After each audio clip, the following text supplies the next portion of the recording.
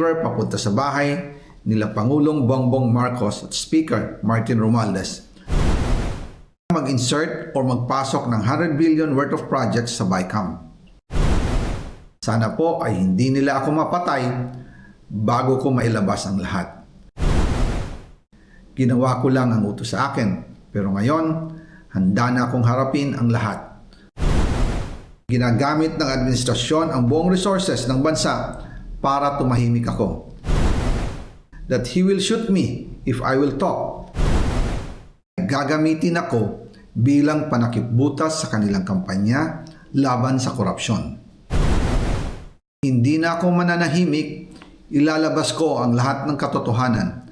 May resibo, may ebidensya, at may pangalan.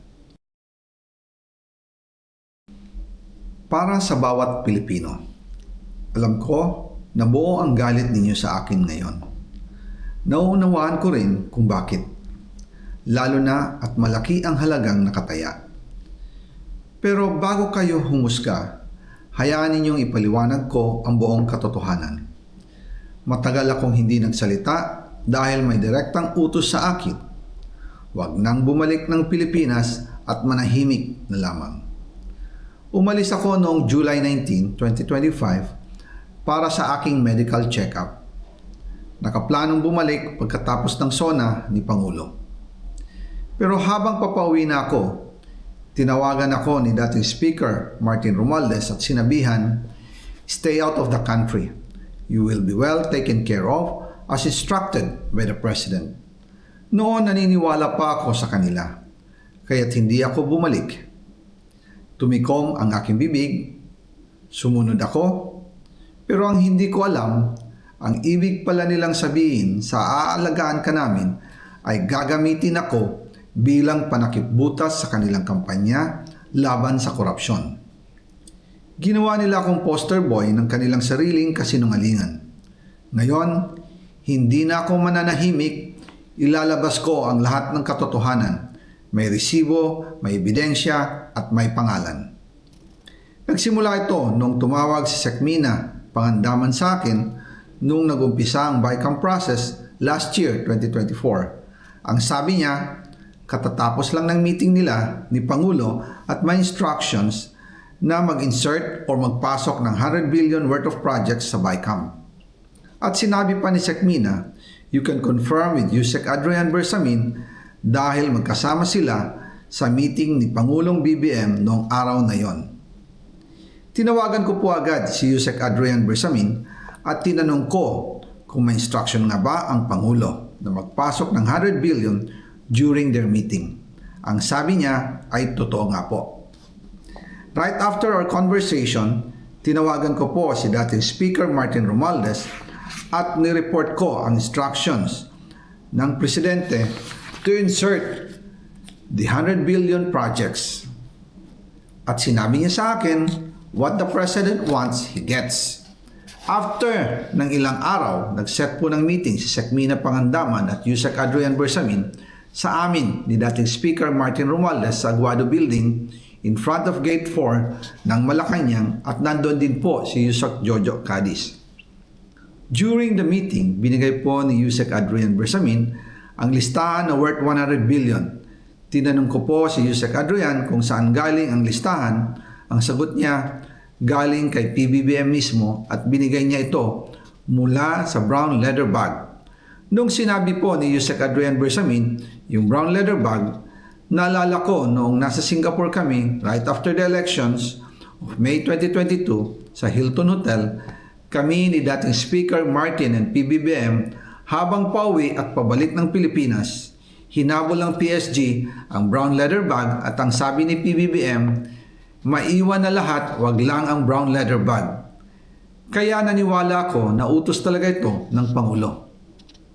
Pagkatapos ng ilang araw, I informed sina dating Speaker Martin Romualdez, Sekmina Pangandaman, Yusek Adrian Bersamin, and Yusek Jojo Cadiz na kung pwede 50 billion lang ang ipasok sa program funds dahil so sobra ang DPWH funds versus sa DepEd. In practice, hindi pwede na mas malaki ang budget ng DPWH kaysa edukasyon. And yung balance na 50 billion, ilagay na lang sa unprogrammed funds for the 2025 budget dahil Office of the President din ang nagre-release ng lahat ng unprogrammed funds. Pagkatapos ng isang araw, tinawagan ako ni Sec Mina at sinabi ang mensahe ng Pangulo. Ipasok ninyo yan dahil pinangako na sa akin ni Speaker Martin yan at hindi na pwedeng baguhin. Kumbaga, ang utos ng hari hindi pwedeng mabali. Again, I informed the Speaker and asked clearance about the instructions ng Pangulo. At ang sabi niya, wala tayong magagawa. Kaya po nagtataka ako kung bakit sinasabi ni Pangulo na hindi niya makilala ang budget. Samantalang lahat na binawas at dinagdag sa mga ahensya ng gobyerno ay humihingi ng approval sa kanya si Sec Mina Pangandaman. Ito si Claire Castro, parang ano na rin, wala na sa tamang hulog, gumaya na rin. Parang ano na rin. So yun mga bayan, dito tayo sa kabila.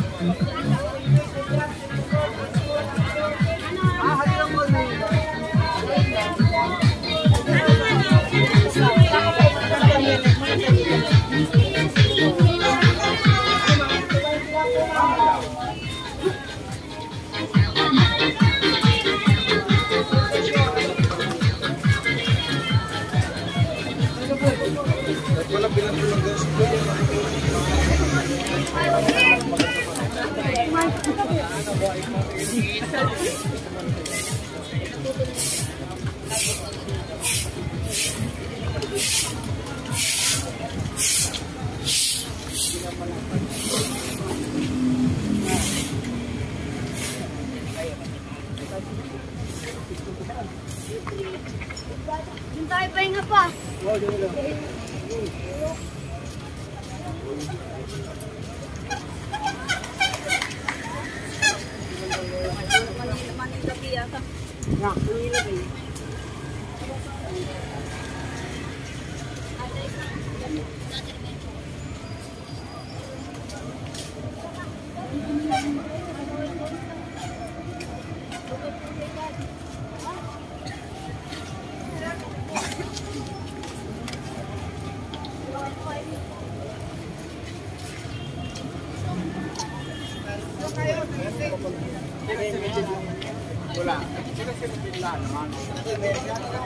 Oo.